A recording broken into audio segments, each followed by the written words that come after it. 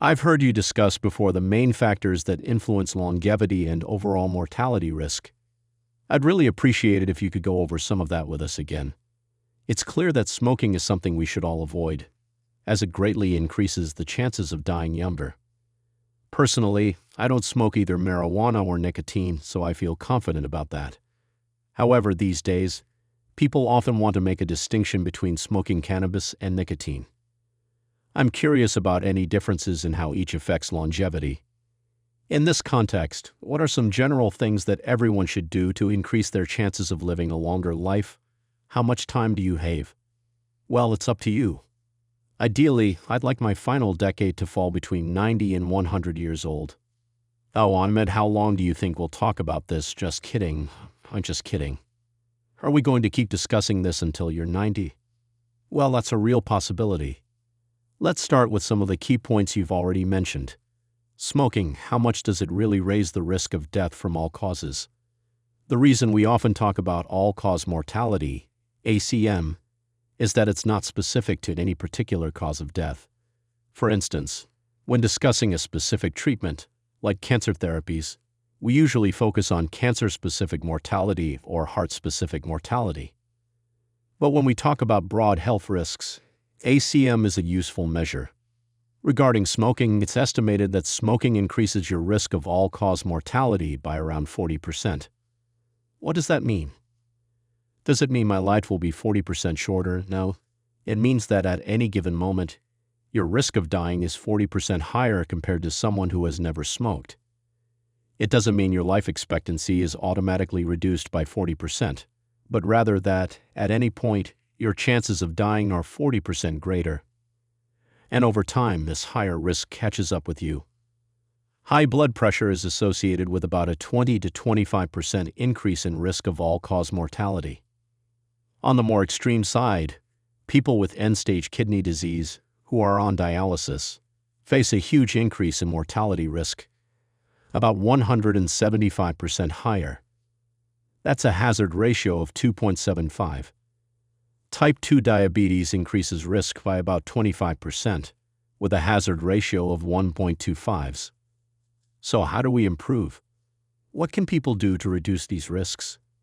To measure this, we compare people with different levels of certain health metrics. For example, people with low muscle mass have about 3 times the risk of dying from all causes as those with higher muscle mass. It's not just the muscle mass itself, though. It's more strongly linked to strength. If we look deeper, we find that strength might be even more important, with low strength being associated with about 3.5 times the risk of death compared to high strength.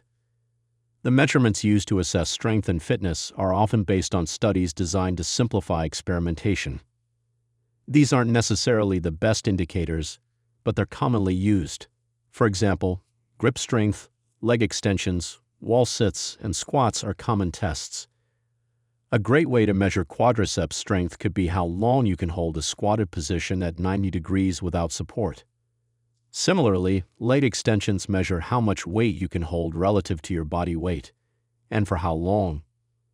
We have our own strength program for patients called the Strength Metrics Assessment, SMA. It includes 11 challenging tests, such as a dead hang to see how long you can hold your body weight from a bar. We're aiming for more detailed insights while linking these tests to fundamental principles. Cardiorespiratory fitness, however, has an even more significant impact. If you look at people in the bottom 25% of their age group in terms of VO2 max and compare them to those in the 50th to 75th percentile, there's about twice the risk of mortality from all causes. If you compare the bottom 25% to the top 2.5%, that's a 5x difference, or a 400% higher risk. This is one of the strongest connections between any modifiable behavior and overall mortality.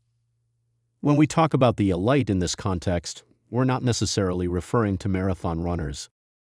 It's about the VO2 max level for your age group. For example, my VO2 max is considered elite for my age, but I'm also intentionally training to maintain that level. I wouldn't call myself elite in anything else, but I still maintain an elite VO2 max for my age. The key point is that you don't need to be a world-class athlete to be considered elite in terms of VO2 max or fitness. In terms of training, reaching the top tiers of fitness can have tremendous benefits for cardiovascular health, much more so than many of the claims you hear about various supplements. This is my frustration.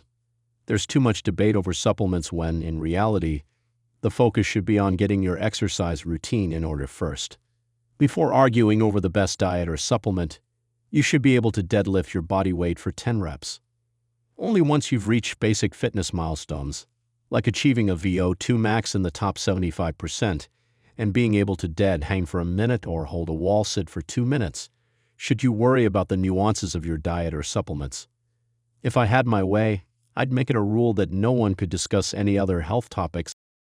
I'd essentially give her the task of go through the research and identify the best exercises that can serve as indicators for what it takes to be in top shape, especially for someone living in their final decade at their peak.